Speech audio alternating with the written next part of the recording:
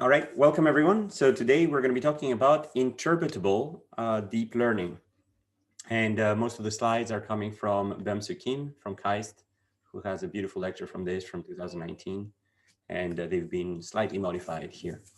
So we're going to basically look at how are all of these beautiful models that we've been building making mistakes, or how are they right? And can we interpret what they're actually learning? So we're going to first look at definitions of interpretability.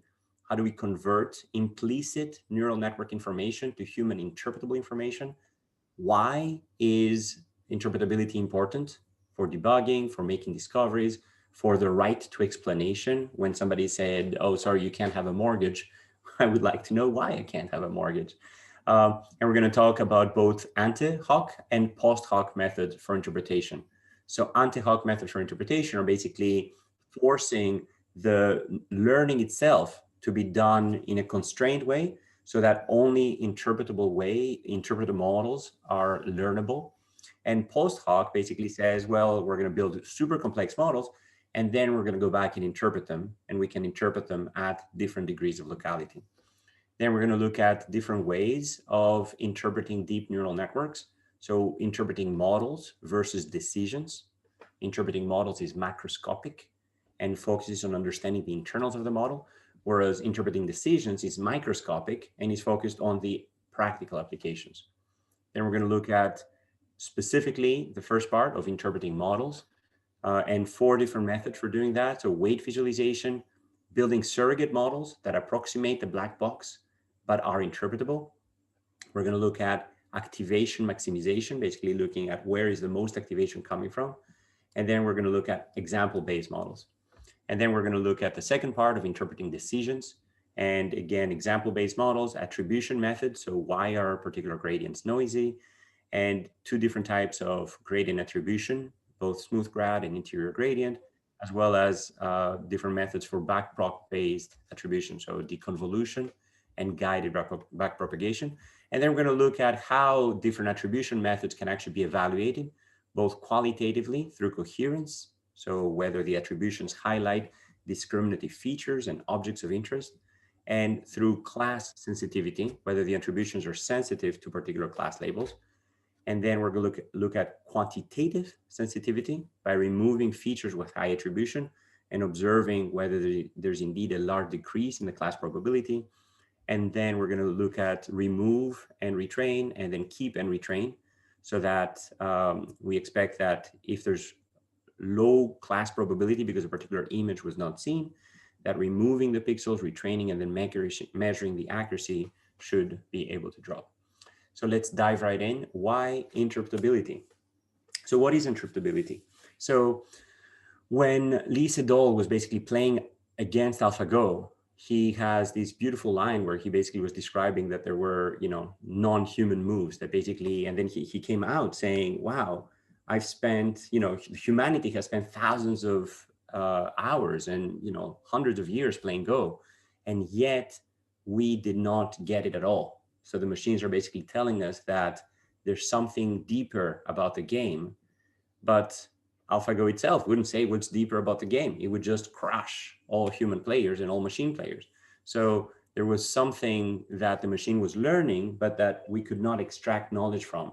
So being able to interpret deep learning methods that outperform humans should hopefully be able to give us some insights as to why are the machines doing so much better? What are the tricks? What are the insights that we can learn from that?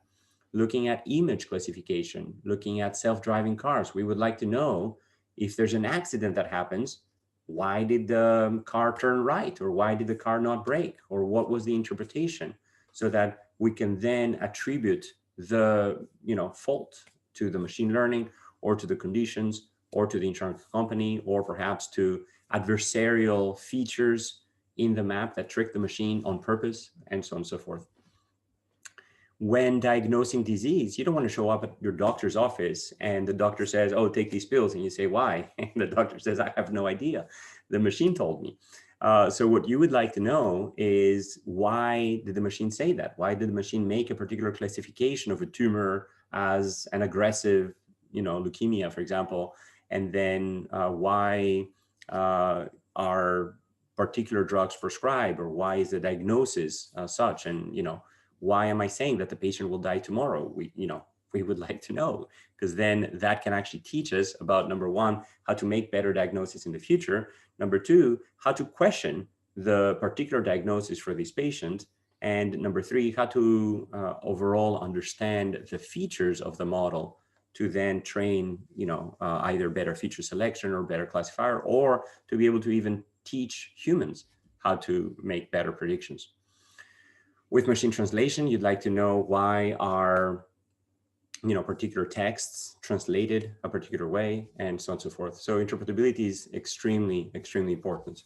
And the typical approach to machine learning has been you build a giant data set, you throw a ton of compute power with a giant model, and you don't worry so much about how and why these models work.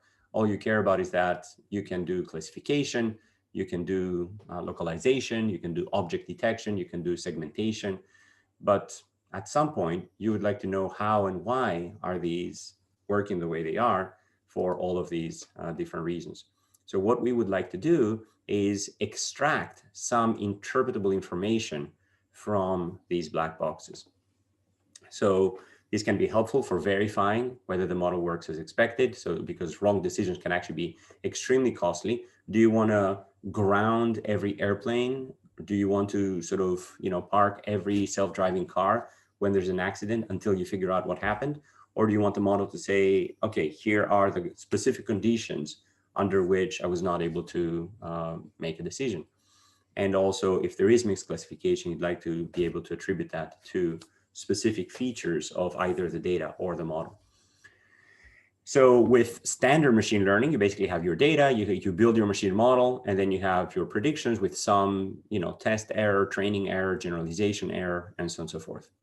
With interpretable machine learning, you would like to have some interpretability extraction from your machine learning model, and then be able to inspect by a human what the model is actually learning, and then give feedback either through the data or through the model from the interpretation of those mistakes, from the inspection of whatever is happening inside the black box model, and then have a set of verified predictions. So basically you're optimizing not just for generalization error, but also for the human experience. And that's sort of what interpretable machine learning is all about.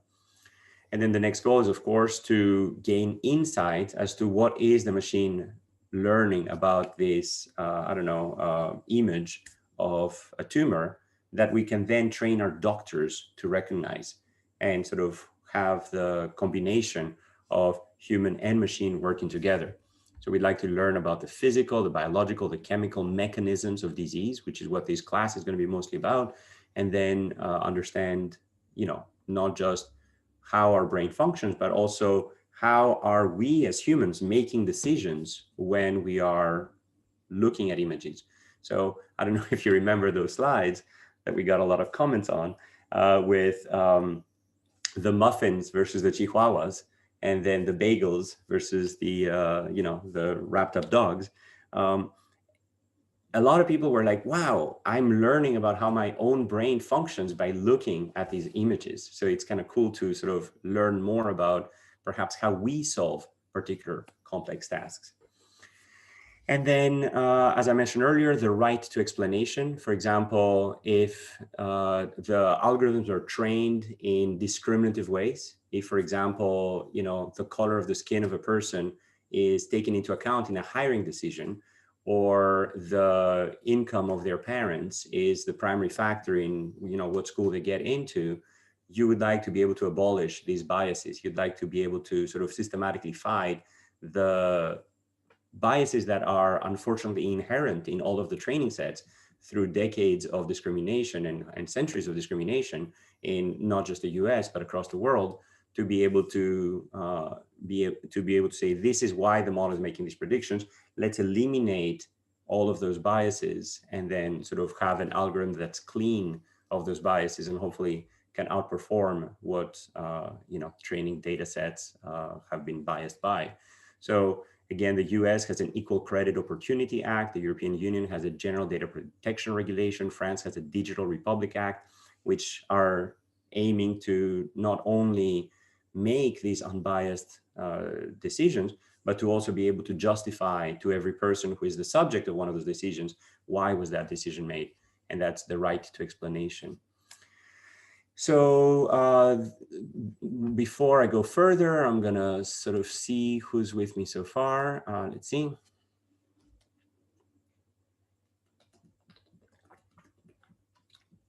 Lovely.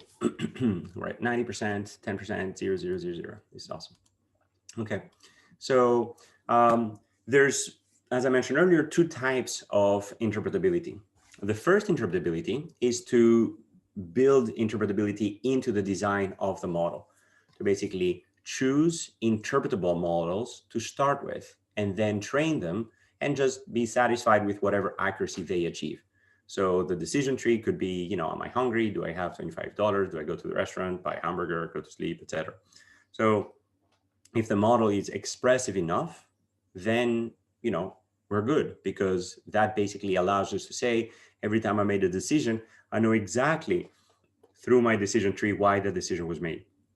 But the problem is that these decision trees are ridiculously constrained and totally underpowered with most you know, real world data sets.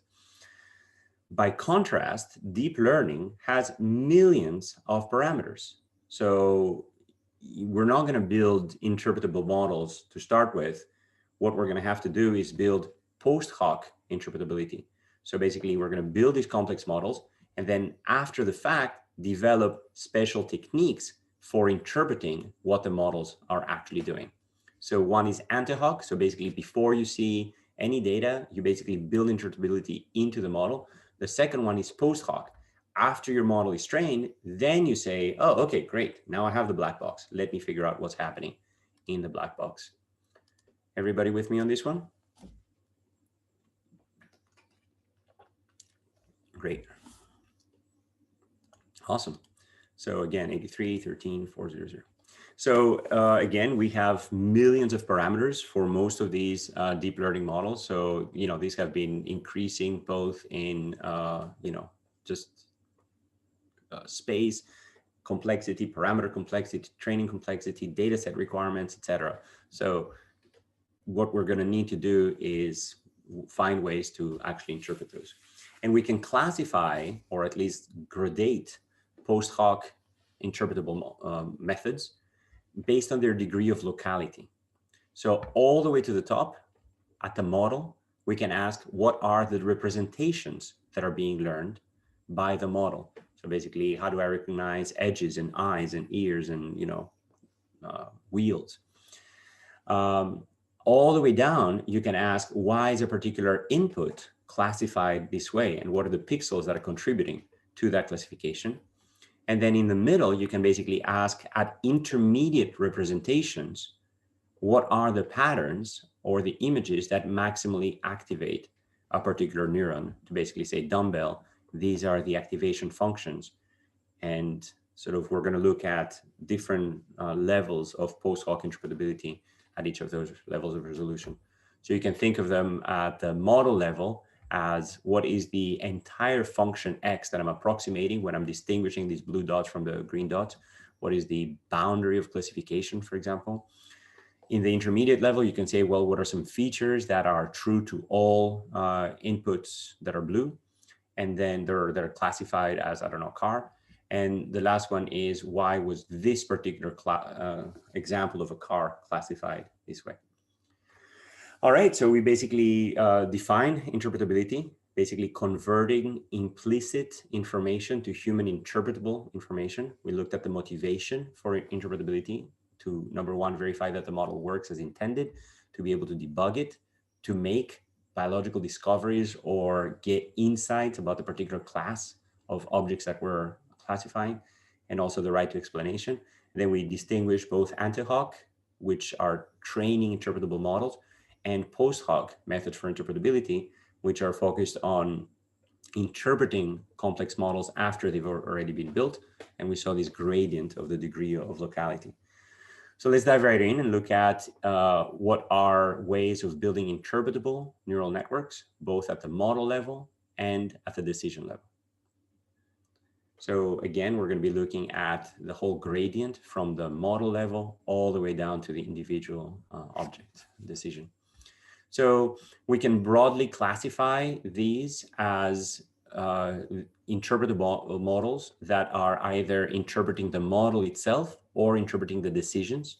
And then the decisions can be based on either attribution methods that are basically saying why, what feature gave rise to this particular decision, or example-based that are basically explaining what are the primary examples that were leading to a particular decision. And then on the model side, we're going to look at how to analyze the representations themselves and how to generate data from the model and how to understand these examples. So at the level of interpreting models, we call these macroscopic because they're looking at the whole class of, the decision boundary that we showed earlier. And these are going to be, we're going to look at different ways of doing that, which are going to be either summarizing this deep neural network with a simpler model, for example, a decision tree, and then approximating not the reality of the world, but the decisions of the model. So the model is presumably learning a quote unquote cleaned up version of the world or a modeled version of the world. And we're going to be approximating that model rather than the real world. We're going to be looking at ways of building prototypical examples of categories and finding the patterns that maximize the activation of individual neurons at different levels in the hierarchy. So we're going to be seeking to better understand the internal representations of the model using these macroscopic models. And then for the microscopic, we're going to be asking, practically, why did the deep neural network make this particular decision? Verify that the model is indeed behaving as we expect, and then finding the evidence underlying a particular decision. So we're going to be basically using this two-level hierarchy to go through these two types of models. Okay. So on the second level, we're going to be looking at representation analysis and specifically weight visualization, as well as building surrogate models and so on and so forth. All right, so now let's look at interpreting models. So basically focusing on the internal representations of the model. So we're going to look at 4 types of approaches. Number 1, how do we analyze the representations? So basically, how do we visualize in an image format the internal weights of our deep neural networks? How do we represent the neural network using an interpretable model, what we're going to call a surrogate model? And then how do we understand the inputs that maximize particular activation units? So how do we generate data through this activation maximization approach? And then how do we focus on particular examples that were the most important in those decisions? So again, we're here in the interpreting models part, and then we're going to turn to interpreting decisions. And now we're diving into representation, data generation, and example based. And then representation is going to be built into, is split into weight visualization methods and then surrogate model methods. So just looking at what are the features that are extracted from an image when I'm learning that this is a car. And this is extremely insightful, and this is something that has, truly transformed the field of deep learning by being able to actually peek inside the quote unquote brain of a deep learning method. So if you remember from the convolutional neural network lecture, I sort of distinguished the left half and the right half of the model. The left half was all of these layers of convolutions, and I called that left half representation learning. And then the right half was just the classification. Basically, now that we have extracted these levels of hierarchical features, from these features, we're making a decision as to whether it's a car, a horse, or a person, or an airplane, and so on and so forth. Okay, so we would like to know, how are these deep learning models making these inferences? What are the internal representations that they're making?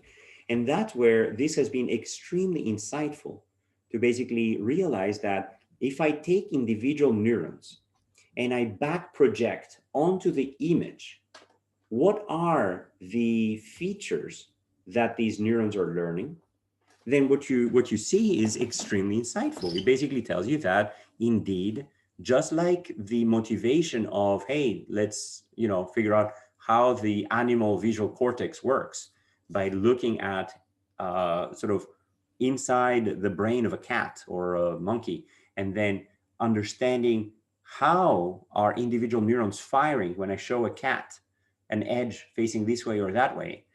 We were able to understand back in the 50s and 60s that in fact particular orientations lead to responses at particular neurons. That's what you're seeing here. These are neurons that fire when there's an edge this way, and these are neurons that fire when there's an edge that way, and so on and so forth. And there's other neurons that fire when there's a circle or a change of gradient from one color to another color. I mean, this is extremely insightful and quite striking that indeed the visual system and the artificial convolutional neural networks that were learned purely from scratch without hard coding any of these features are in fact recognizing primitives that are interpretable to humans. Okay, so I hope I'm not the only one excited here, but let's see, who's excited about looking inside the brains of a neural network?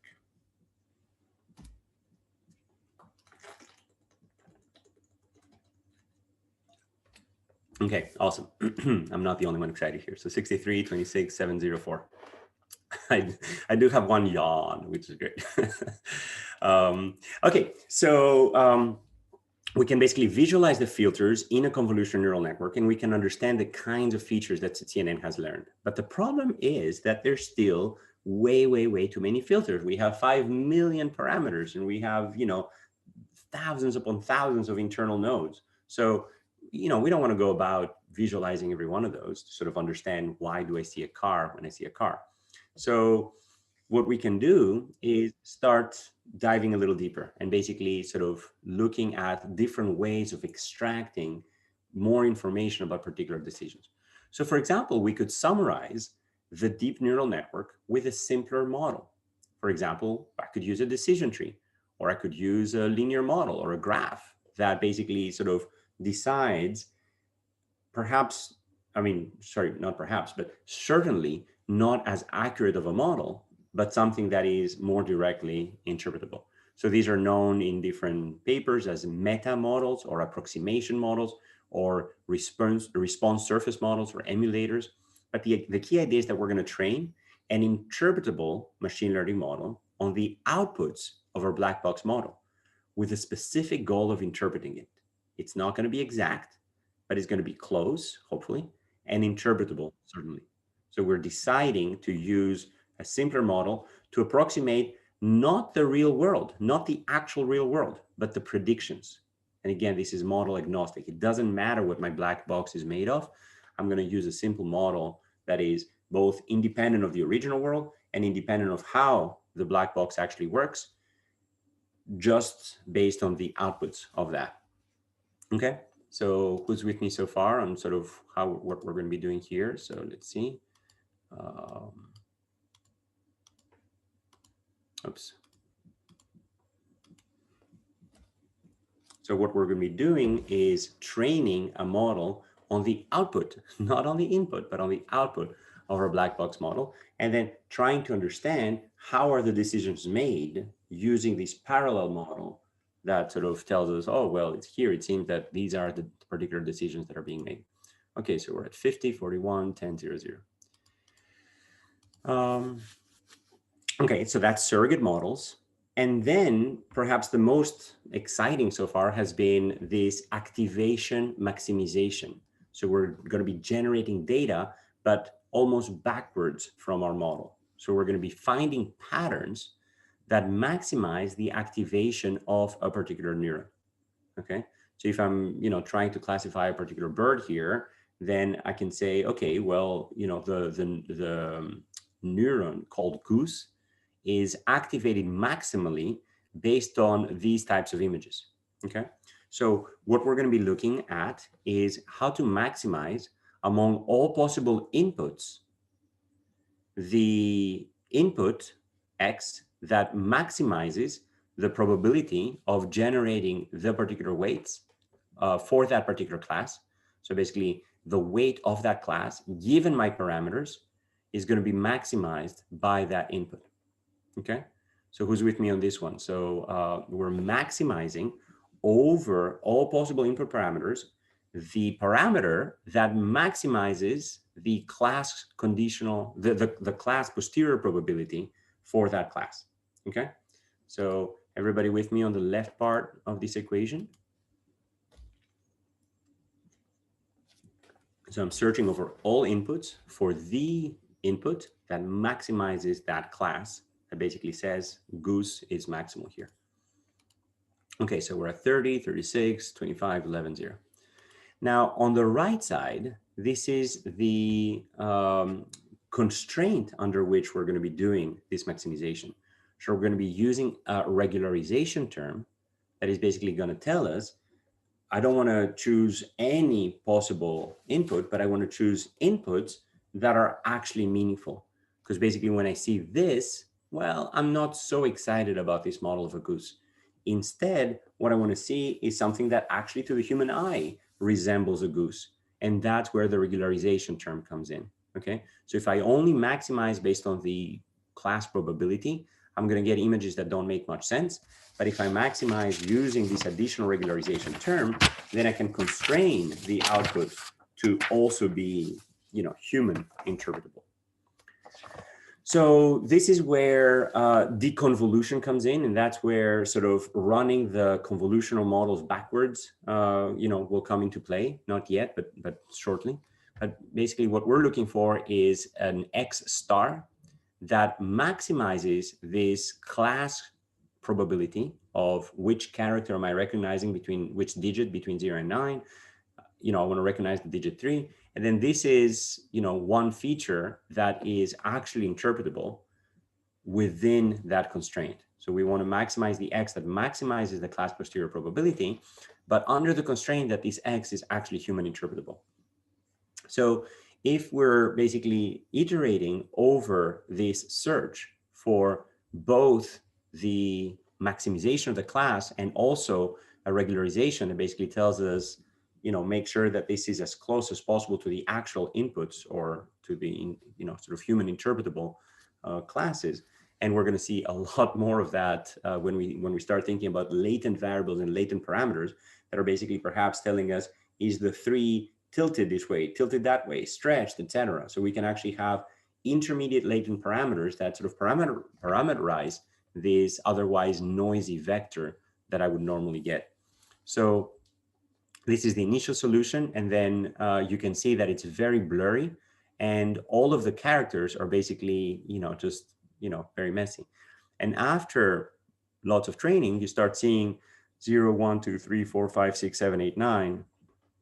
Sort of the solutions that we're converging towards. But again, those are not very pretty. These are still overlays of all of the possible activation functions that distinguish that one character from all of the other characters. So they're not very useful. And similarly, the representation of a goose versus an ostrich, again, is not very useful. So what we're going to need to do is redefine our optimization problem to include that additional constraint.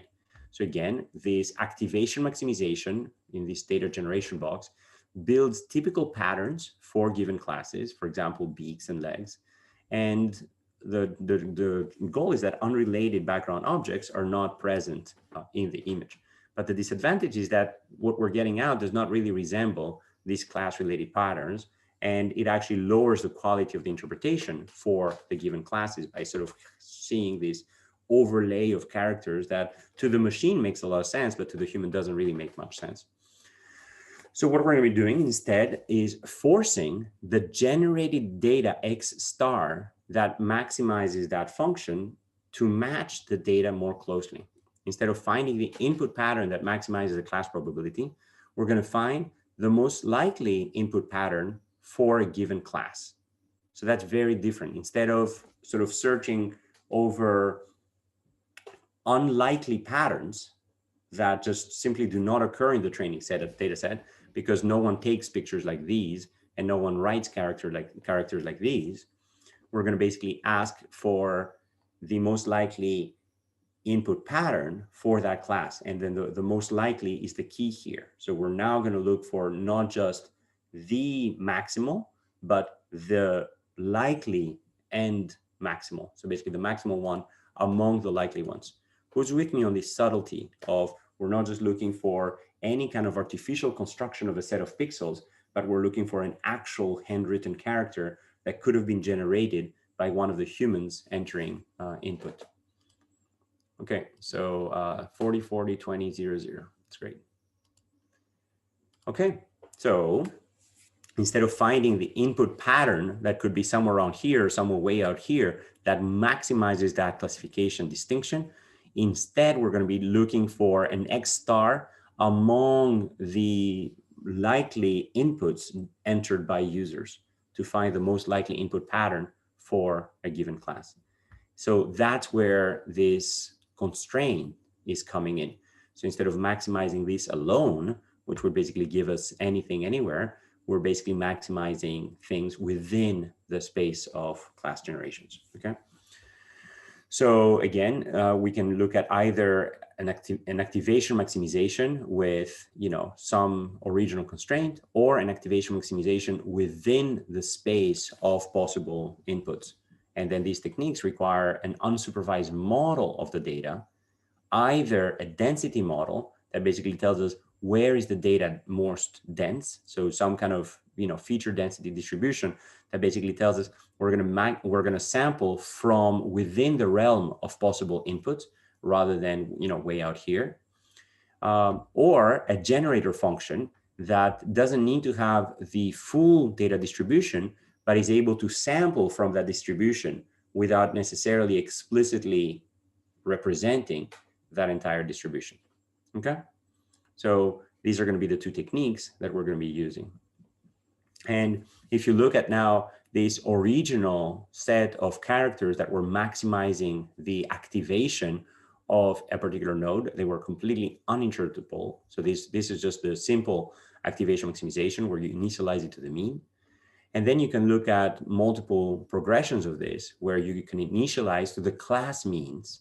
And then suddenly this is much more interpretable because you're now constraining your X star to come from within that distribution. So basically within the mean of that distribution by modeling that distribution explicitly or by sampling from the probability density function of that distribution, even without modeling it explicitly. So this is looking at just, a very simple AM. This is looking at density of activation maximization. So basically you initialize to the class means, but you're taking the full density function. And then you can basically build a generative model that generates individual characters by sampling from that mean. And you can see how connecting this model to the data leads to much sharper visualizations, okay? So instead of looking at something like this, we basically have, images of a mosque, which, you can kind of see the minaret next to the, central mosque. You can see lipstick and, particular birds or beetles and so on and so forth, where these are not quite images. These are not quite natural images, but they're immediately more interpretable by sort of forcing your representations to be within the code space rather than, anything that could be coming from outside. Okay, so who's with me so far on the difference between this unconstrained activation maximization and this constrained activation maximization, and more generally, how is activation maximization and data generation in general going from the model back to look at the images that sort of maximally generate particular features can be helpful here. All right, so we're at 40, 40, 20, 0, 0. All right, so then we looked at multiple ways of building interpretable models, looking at the internals of the model. So we looked at weight visualization. We looked at building surrogate models that sort of approximate the particular output. We looked at activation maximization under the constraint of being sampled from the input distribution. And now we're going to turn to example-based. So to basically interpret these models, what we can do is find image instances that either represent or do not represent the image class. So we can look at maximum mean discrepancy and a method called MMD critic that was actually developed here at MIT and presented at NIPS in 2016. And selecting prototypes efficiently to basically classify the nearest prototype for a positive or a negative example. So basically, as you're looking at digits, you can basically say, well, here are the near misses. This is something that, again, Patrick Winson has always talked about. How do I learn the concept of an arch? Well, I want a near miss, what's not an arch that is informative. And this is what sort of the machine learning community is doing when looking for these near misses, for these, characters that are misclassified, but close to the particular input. So all of these can basically teach the model how to improve, and you can sort of learn what are the mistakes that it makes and why is it making those mistakes. And by feeding it those criticisms, you can then improve the model to be better. For example, when classifying two dog breeds, you want to find the closest dogs to that breed that are not that breed, to basically then recognize the salient features of that breed that distinguish it from the near misses. And if you look at, misclassifications of dogs, you want to say, well, why did it misclassify it? And usually these are dogs that are in costumes. And then those criticisms, those misclassifications can basically tell you again, why am I making these mistakes? And, sort of better improve the model or not. And then you can see here, based on the number of prototypes, how different methods, reduce their error based on, particular global or local features for this maximum mean discrepancy approach. Okay.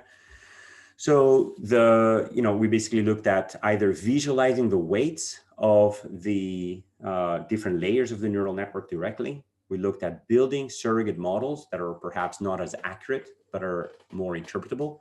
And we looked at how we can look at activation maximization at sort of generating the features that are the most informative. And then lastly, how we can select particular examples for both prototype images and also prototype criticisms, which are the most informative for distinguishing that particular class. Okay, so let's see who's with me on that whole section. So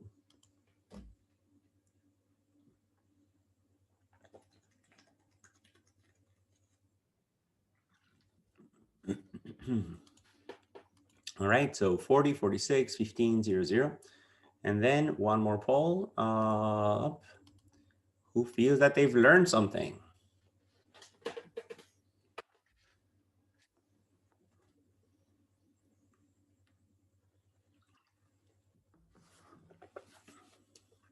Lovely.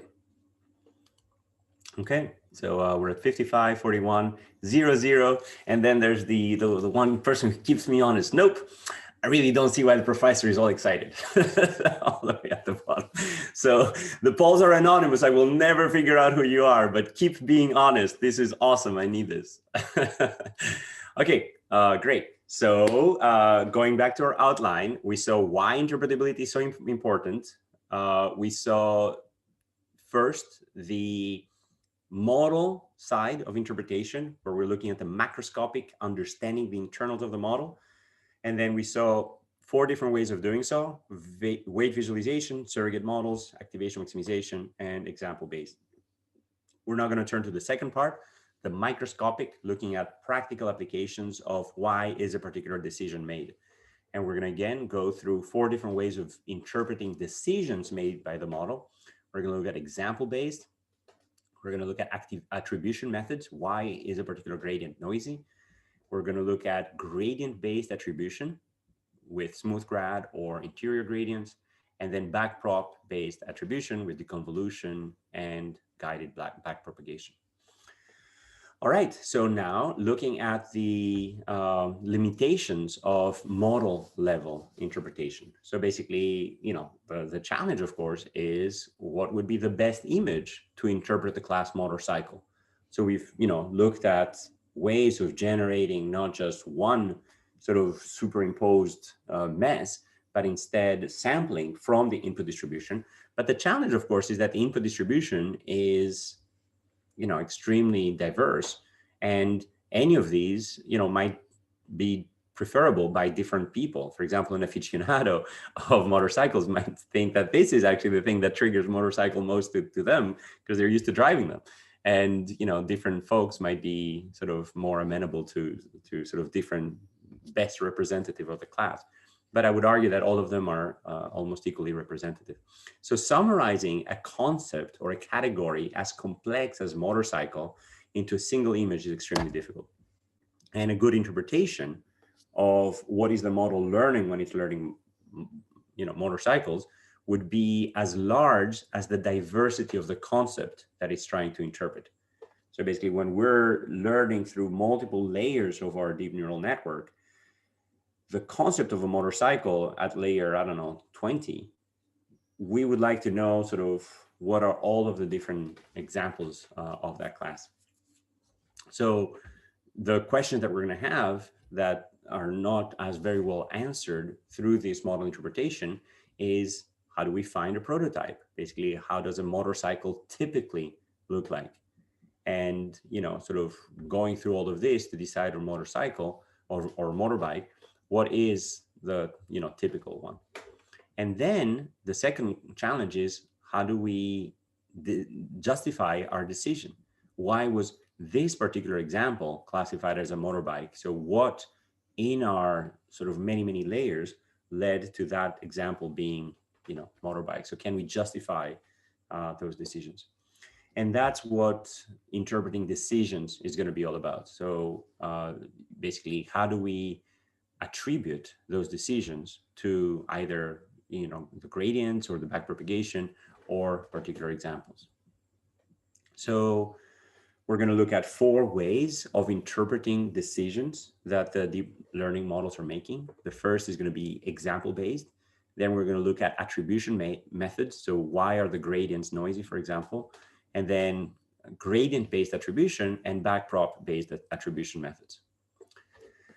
So let's dive in. So basically, example-based is asking which training instance influenced the decision the most. So if I'm classifying this as a sunflower, then I'd like to go through all of my training images and sort of say which of these images influenced this decision the most. And, perhaps this image of a sunflower was not contributing that much to the class, to the learned class of sunflower. But this image, it turns out, contributed greatly as a training example to the weights that were learned when ultimately classifying this image here as sunflower. Okay, so it doesn't tell you what features of this image were important in classifying it as a sunflower. It tells you what input images from your training set were in fact the most informative. So it does not specifically highlight also what features of those images were the most important.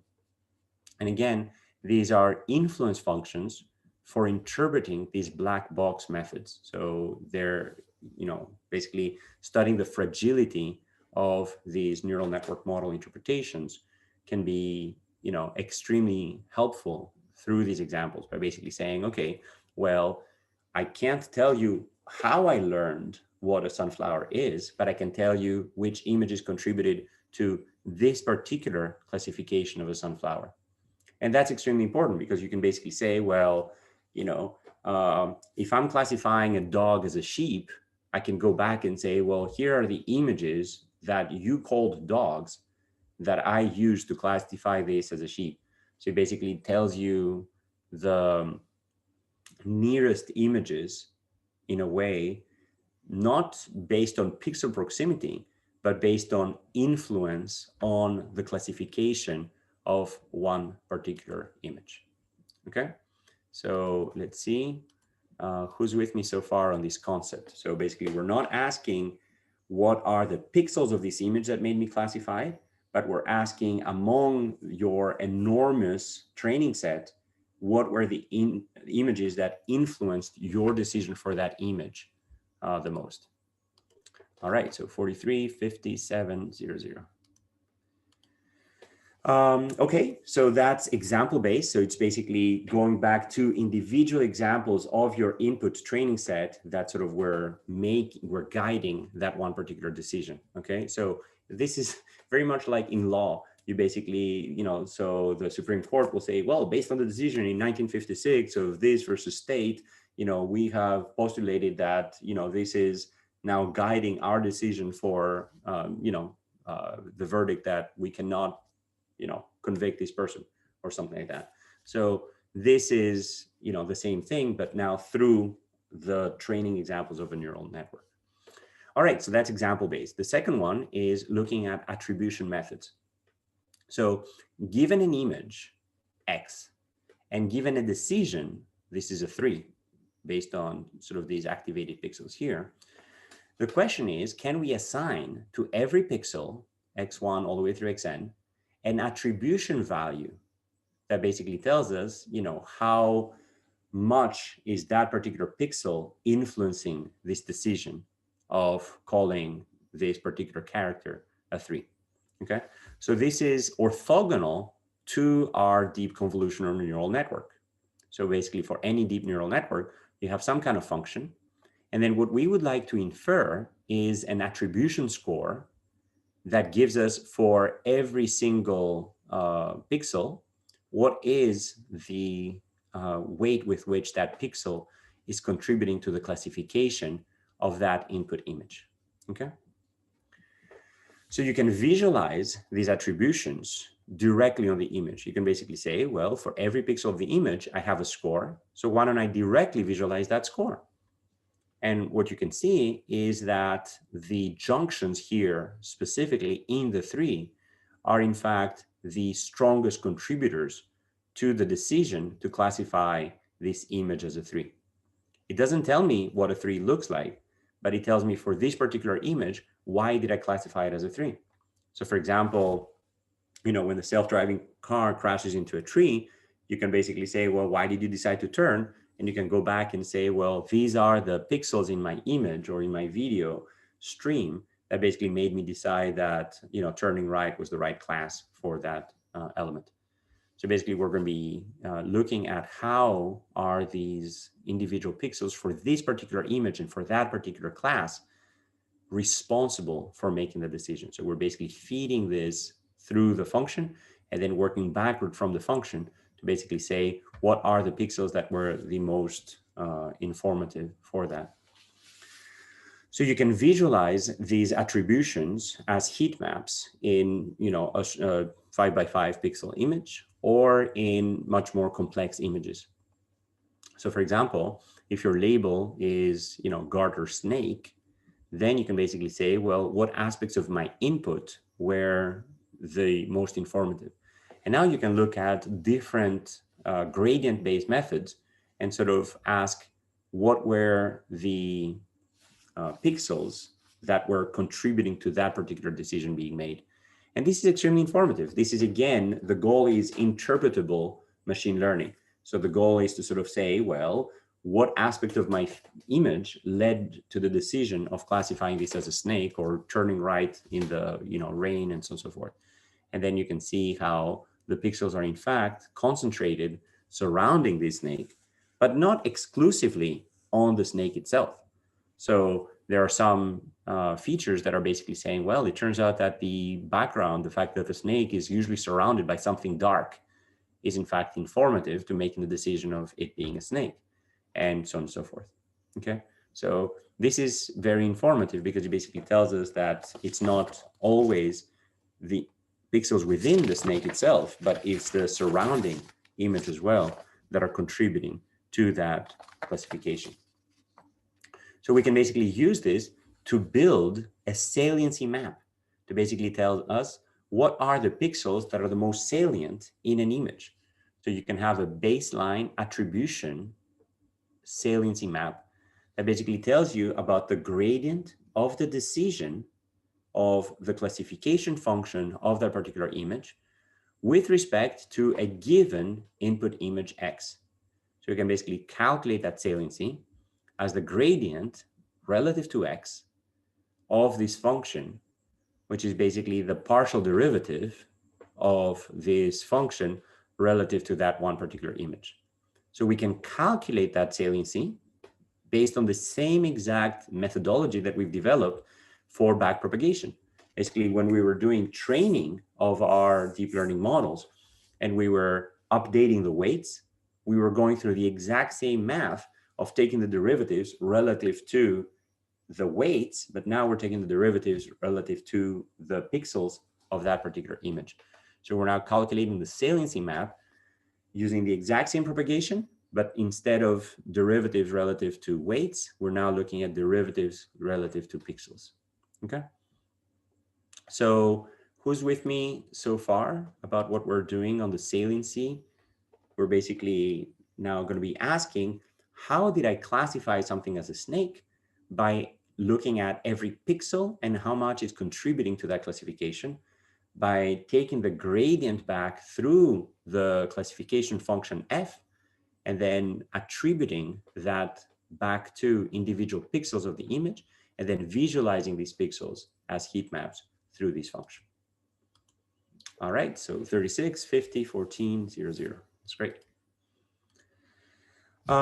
So this is the first attempt. So basically we can see that, oh, well, great. There's something surrounding that machine and something surrounding these, baboon and something surrounding these buffaloes and this temple and so on and so forth that basically leads us to make the particular decisions that we're making.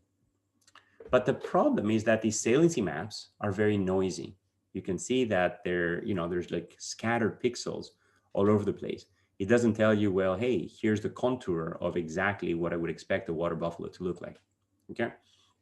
So they're only roughly correlated with the object of interest. So the question is, how can we actually improve these saliency maps? And also, why are these saliency maps so noisy? And in fact, the second question is going to guide the first question. Namely, we're going to postulate different reasons why they might be so noisy and then develop methods that address each of these reasons in turn. Okay, so let's now try to understand, why are these maps so noisy? So the first hypothesis is that indeed saliency maps are actually truthful, and that certain pixels that are scattered randomly across the image are in fact central to how the network is making the decision. And that noise is in fact important. When I'm classifying a gazelle in the Serengeti, the gazelle pixels are as important in my classification as the fact that I see gazelles usually in the Serengeti. So perhaps my eyes, as they're making the decision to classify this gazelle as a gazelle, are in fact guided not just by the pixels in the gazelle per se, but also by the pixels in the surrounding. Kind of like we saw earlier, the pixels that were actually being highlighted here were in fact dark pixels surrounding that snake. And that might be because we see snakes usually in dark places or in sort of light and dark places, suggesting that they're hiding. And that might actually be part of that activation. So that's the first hypothesis. Well, there's a second hypothesis, which is that the gradients might simply be discontinuous. Our deep neural network actually uses piecewise linear functions, such as ReLU, the rectified linear unit, max pooling, etc. And basically the gradients are in fact,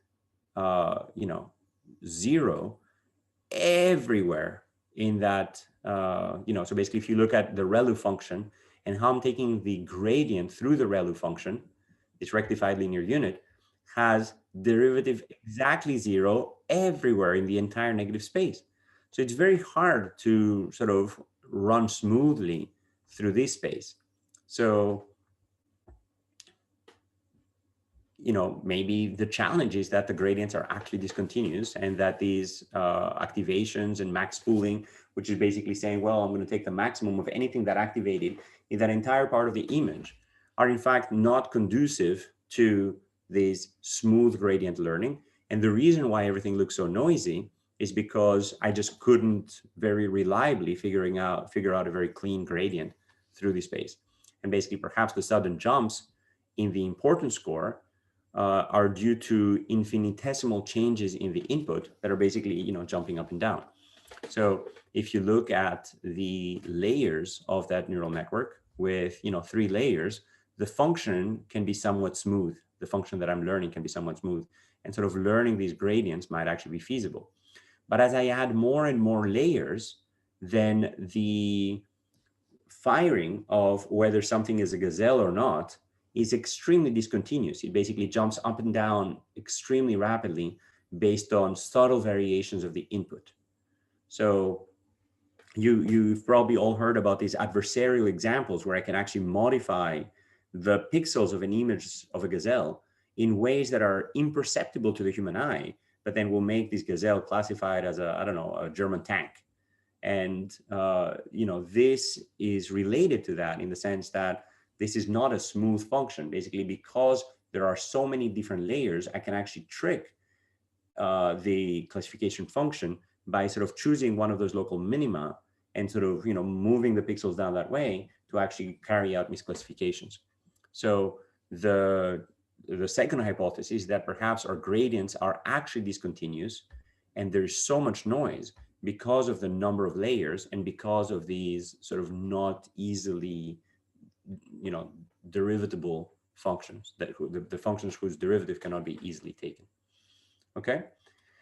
So let's see who's with me on this concept here about the discontinuity of the gradients and sort of how this is contributed to by both the piecewise linear functions and by the many layers of our neural network.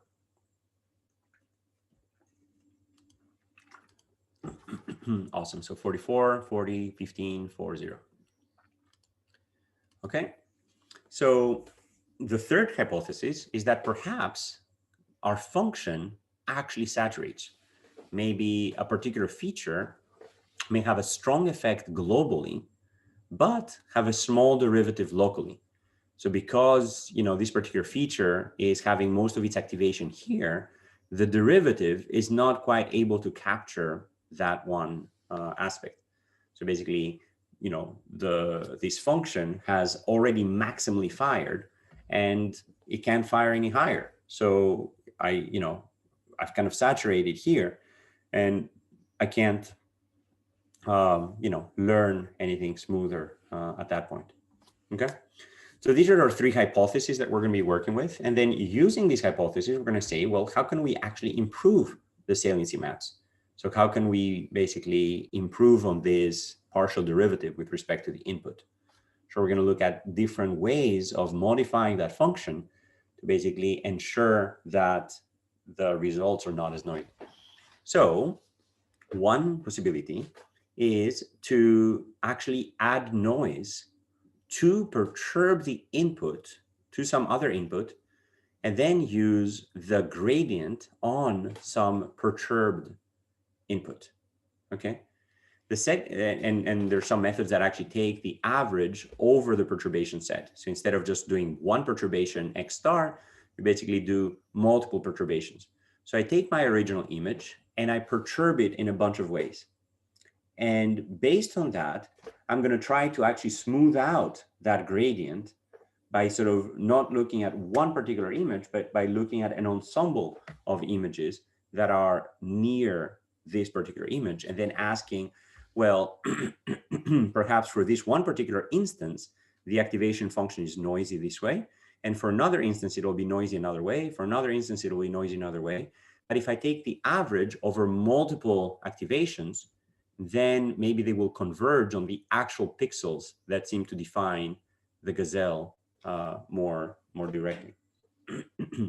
So how about we take a 60-second stretch break? So Jackie, you did such a great job last time. Do you mind leading the stretch break? Yeah, you're making me get out from under my blanket. All right, so we are back. So let's look now at how these different methods are performing. So basically adding some noise, or perhaps modifying the backpropagation algorithm to be able to better capture smoother gradients. Okay, so basically, again, we have 3 hypotheses here where the attribution method assigns attribution scores to every input pixel. some saliency maps that we can build based on a baseline attribution method end up being very noisy. And we have three hypotheses. One is that truly all of these pixels contribute equally as much as the pixels in the gazelle. The second one is that the gradients are perhaps discontinuous or the function saturates. And then we're going to look at solutions where we're going to change either the gradients or the backprop, or include multiple images with some added noise to get around these challenges. And there's many additional attribution methods we're not going to be looking at. So one of them is, the gradient star times input. So basically, if you just have the gradient, you have this very noisy function. But if you multiply that gradient by the input, you end up having a much cleaner representation. You can also integrate the gradient, and you can sort of read about that there. You can do layer-wise relevance propagation. So you can basically, instead of looking at relevance only across the whole image, you can basically look at relevance at multiple layers. You can use Taylor decomposition. Deep lift is something that we're going to actually return to when we start looking at these gene regulatory models for interpreting regulatory motifs in sequences. And then there's also pattern net and pattern attribution that you can read about here. Okay, so let's now look at these ways of actually smoothing the gradients. Okay, so based on hypothesis 2, namely that the gradients are discontinuous, we could just try smoothing out the gradient. So we can basically define a smooth gradient function that is instead looking at the integral over many, many different samples of near x, where we're adding some Gaussian noise next to x. So basically, this is these random small perturbations, and then looking at the average of those small perturbations. And then the idea is that, even though our gradient is extremely jagged, by smoothing this function, we're actually going to smooth the gradient to go back to as if it was a shallow network rather than a very deep network. Okay, so who's with me for this particular idea of adding these perturbations and then integrating over these perturbations, effectively having the effect of, moving up and down these over many examples and eventually leading to a smoother function. Awesome. So 52, 33, 15, 0, 0. All right, so indeed, as you start adding some noise, basically, if the noise level is 0, you basically see that the activation is indeed happening all over. And you're like, okay, well, great. That's probably that, the grass is just as informative as, the particular GNU here that we're looking at. But by adding noise, what you can see is that over many different slightly perturbed versions of my image, I can basically see that the horns are always getting, not always, but are much more frequently than the background getting classified as, or adding to that classification. And you can see here that even with 20% noise, you can kind of see that the signal that was previously very diffuse is now starting to accumulate on top of that particular image. And that's very exciting. It basically says that random noise perturbation, again, this is not adversarial noise, this is random noise. Random noise perturbations are basically still leading to the same classification and are demonstrating in many ways the robustness of the model. But they're also demonstrating that what we've learned through our sort of representation learning, through the many different layers of representations, is in fact a concept of a GNU that is very reliable and very robust to these perturbations. And in fact, for any one image, it's, yes, certainly noisy, but making the right classification. But across many slightly perturbed versions of the image, you can kind of see that the salient features that it utilizes are in fact recurrently falling within the animal itself. That basically, all of these surrounding ones were simply because that one image was basically leading to this noisy gradient, relative to the dx of one particular image, but that noisy gradient, which is visualized as noisy here by having pixels all over the place, is in fact smoothed out into the actual image by adding random fluctuations of my image and sampling over them through additional noise adding. Okay, so let's see who feels that they are learning stuff here. So up.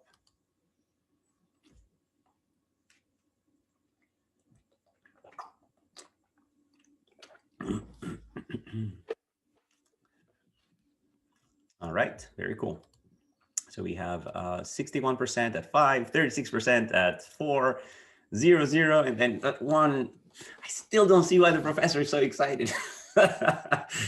Hold on, stay strong. Don't let me influence you into getting excited about the material here. All right, so that was hypothesis number 2, that in fact the gradients are discontinuous with any one particular image, but by taking a sample of multiple images surrounding that one, we're actually going to get a smoother gradient. And indeed, this hypothesis appears to be true. The third hypothesis was that this function, in fact, saturates.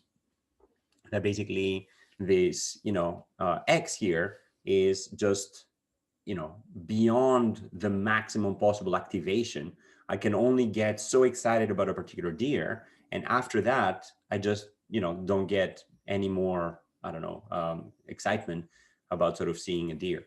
So what we could do is, in fact, scale back the x. So instead of sort of saturating and being in the regime outside the response curve, we could basically bring it back by scaling it, but simply, rescaling the image to not be as saturating, to basically bring back the x to something closer to the, distribution of functions. So instead of having something that's like enormously like a deer, we can kind of, scale back these activations to bring it closer. And that's what this interior gradient is doing. It's basically saying, instead of having extreme, I'm going to sort of bring it back closer to where my curve is still integratable beyond, the point, like closer to the point of before the point of saturation. And then you can basically see that by sort of changing this gradient by taking the scaled version with some sort of reduced version of that gradient, as I scale it to 0.02, 0.04, 0.06, etc., I can basically, sort of, if I don't scale it and I say, well, what are the activations that lead to the capture of a camera, then, this is not quite interpretable. But by bringing it back further, even to like 2/100ths of the original activation, then the salient features are starting to appear. And, perhaps you would argue that this is the best, or maybe this is the best, and so on and so forth. But you can see that it's clearly, sort of perhaps brought back from this saturation space. Okay. So who's with me on this concept here? So basically the third hypothesis was that the gradient was in fact saturated. And one way is to scale the images back in sort of the space that they're still interpretable as such. And then by rescaling the pixels of the image to not be so extreme, you're kind of bringing the image back to the differentiable space. All right, so 22, 52, 20, and then 4 and 4. I guess we're going to have to review some of that in recitation. All right, so we're now talking about interpreting these decisions, and we looked at these gradient-based methods and these basically smoothing the gradient or taking the interior gradient. And now let's look at backprop-based methods, where we can actually look at not just convolutional neural networks, but actually deconvolutional neural networks. So basically reversing the operation of these convolutional filters, and then also guided backpropagation. So again, the challenge here is that doing backpropagation through this rectified linear unit basically means that our derivative is going to be 0 throughout an enormous chunk of the space. So as we're doing our forward pass, we're going to be able to sort of take these zeroed out values that are suddenly, not very useful. So basically that's what ReLU is doing. This rectified linear unit is basically zeroing out all of the features below our activation threshold and then simply returning the input function above our activation threshold. Okay. So, and then, the representation of that is this. But then the challenge, of course, that in the backward pass, backpropagation is basically, no longer able to recover these zeros, and all of these gradients are sort of not functioning anymore. So what deconvolutional neural networks are doing is mapping the feature patterns to the input space by reconstructing the image. And then to obtain a valid feature reconstruction, they pass the reconstructed signal through the ReLUs again, and then they remove the noise by removing the negative gradient. So in the forward pass, you would sort of lose out your gradient. In the backward pass, you can no longer differentiate through that to generate your images. But with the deconvolutional approach, you're basically forcing your gradient to work in the opposite way as well. So instead of taking the ReLU only the forward direction, you're now starting to take the ReLU in the opposite direction as well. And that's actually removing your negative gradients and sort of maintaining only the positive gradients. And that actually allows you to effectively construct images that are representative of the original image. So you can now combine this deconvolutional neural network with backpropagation, remove the negative gradient, and then consider the forward activations to those images again. So basically in the forward pass, you basically have, this ReLU of zeroing out those. In the backward pass, you have this backpropagation where you're, moving back from these gradients. And then with the deconvolution, you're zeroing out all of your negative gradients. And then with guided backpropagation, you're combining this information gathered from the forward pass of where should I zero out my input, and then guiding the backpropagation accordingly to remove the negative gradient and then consider these forward activations. So if you look at just backpropagation, you basically have, sort of what made me decide that this is a cat.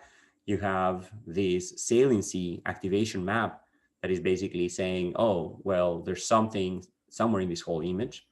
With deconvolution alone, you're basically generating images that will that are triggering the concept of a cat most strongly, and therefore generating images backward through your convolutional filter. And by using this guided backprop that is combining the sort of forward pass filter with this gradient backpropagation, you're actually guiding the backpropagation specifically to the features that are strongest to activation. Okay. So again, we're going to review those in recitation tomorrow or Friday. So let's now look at how we can actually evaluate these attribution methods. So basically, we're going to look at both qualitative and quantitative ways of evaluating these attributions. So, just to review, what we have is a deep neural network that is making a prediction about a particular class. And then we're asking what were the features of the input that were responsible for that particular classification. So now we saw, we're going to look at evaluation methods that are both qualitative based on coherence and class sensitivity, as well as quantitative based on selectivity, and then remove one and retrain or keep and retrain. Okay. So let's look at coherence first. So the attributions that we talked about should be falling, basically these attribution scores should be falling on discriminative features, namely the object of interest. And if you look at the different methods that we talked about deep lift, which we're going to review in a couple of lectures. We talked about saliency maps and smooth grad. and then taking the gradient times the input and other ways of constructing these. And you can see how well these are capturing the specific pixels that are responsible for, say, electric guitar. So here, the Vargrad method is actually capturing that very well. For a quill pen, you can sort of see the features here capturing the pen very nicely, or the dog. Some of them are leaking into the owner, and the deep leaf method here is capturing the beetle, but other methods are sort of leaking out onto the surrounding. So you can evaluate how concentrated are these attribution scores to the object of interest. You can basically ask how sensitive are these attributions to the particular class label. So if you're trying to distinguish, for example, tiger cat for a bull mastiff, for example, you can see whether the positive versus negative attribution scores for each class are in fact distinguishing the two classes, or whether they're blending into each other. And you can see, for example, here how smooth grad appears to be separating these classes, very, very strongly. So these are quantitative ways of asking, number one, am I falling in the right pixels? Number two, as I distinguish different classes, are the gradients of positive versus negative scores for the two classes sort of located where I would expect them to be? You can also look at the selectivity of those methods. You can basically remove individual features with high attribution and then see if indeed they cause a large decrease in the class probability. So you can basically sort all pixels based on their attribution values, and then remove individual pixels that are the most informative, and then evaluate the classification function, and then measure how much is my classification score decreasing by removing the pixels that have the highest attribution value. And if indeed it decreases maximally based on the pixels that were given the maximum attribution score, then I know that my particular method of attribution is performing well.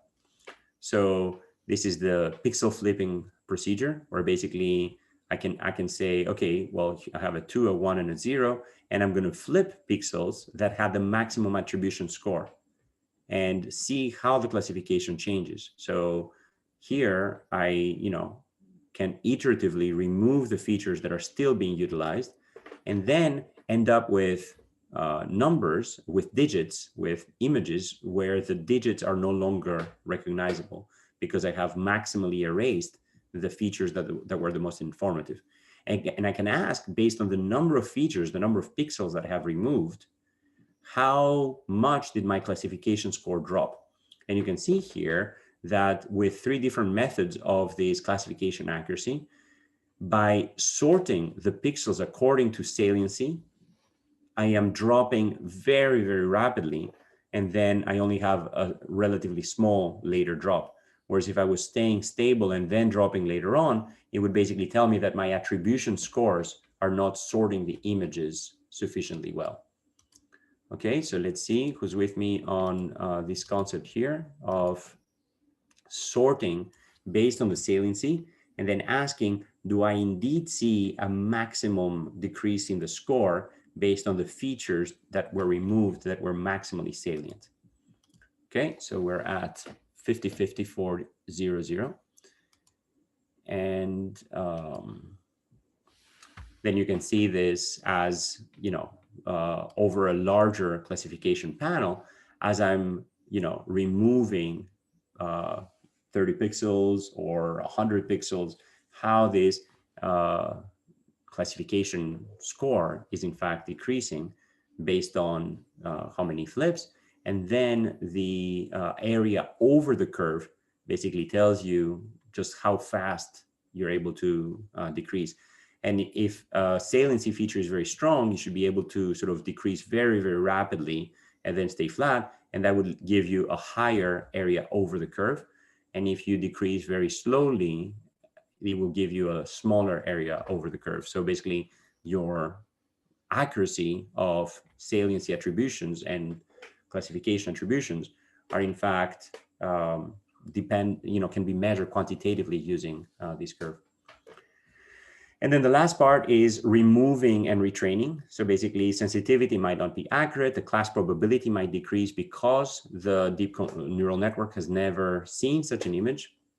But instead, what you can do is actually remove and retrain, or keep and retrain. So measure how the performance of the classifier changes as specific features are removed based on the attribution method.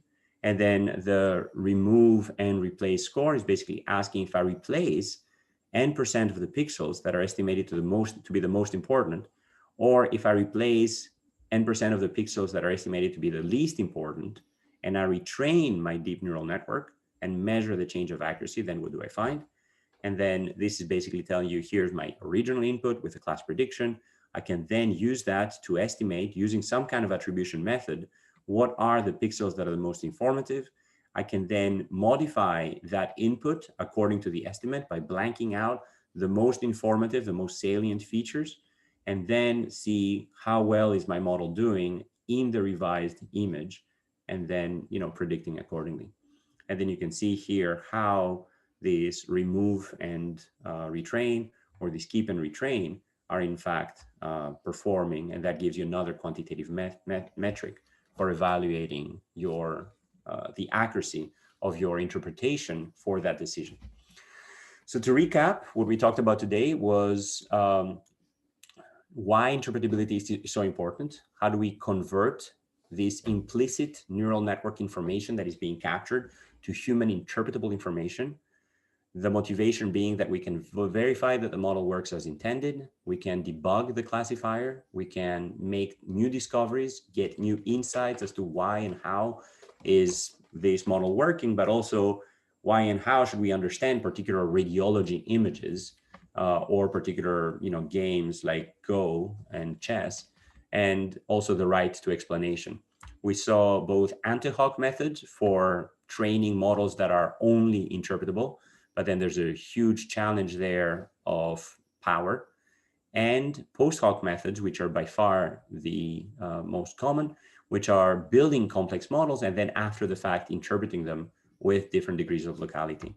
We then saw two approaches. One of them was interpreting the models, which is a macroscopic approach of understanding the internals of the model, versus interpreting the decisions, which is microscopic and focusing on the practical application. For the macroscopic of interpreting the models, we saw how the weight visualizations of a deep neural network interpretation of a car, for example, or a set of images related to, I don't know, houses or cars or people, can in fact learn these intermediate features and visualize these features directly, giving us a glimpse inside the internal workings of the model. How we can build surrogate models that are trained not on the real world complexity, but on the classification decisions of the model. And we saw activation maximization, a very, very powerful technique that basically allows us to say, what are the inputs that maximally trigger the category goose, for example.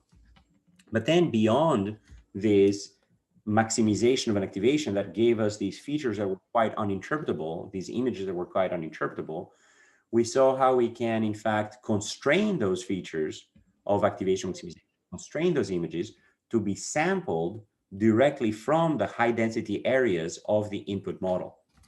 And that gave us much more interpretable images of shorts and, goose and so on and so forth.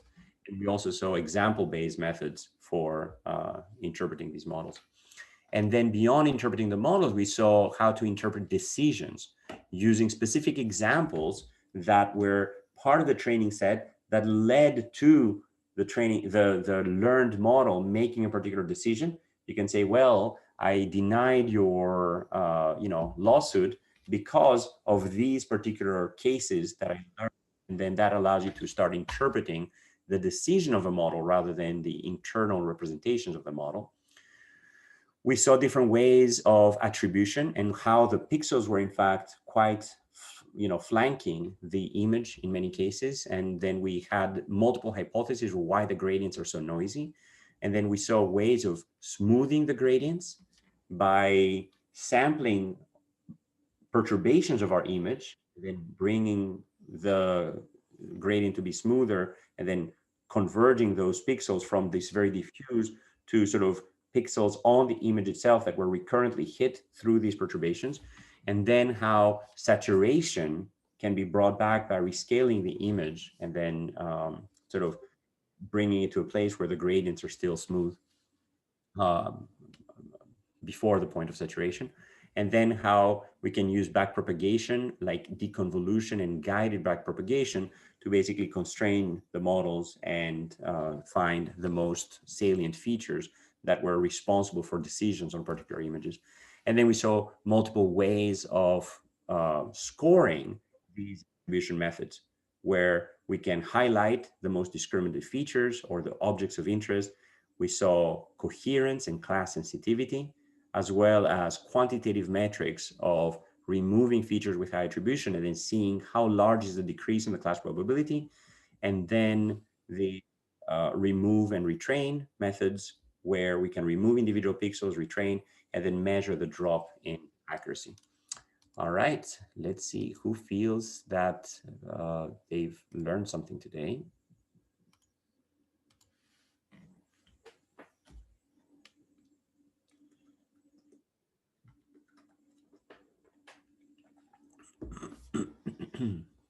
Great. So we are at 70%, 30%, 0, 0, 0. And then lastly, who feels that they followed the overall lecture so far?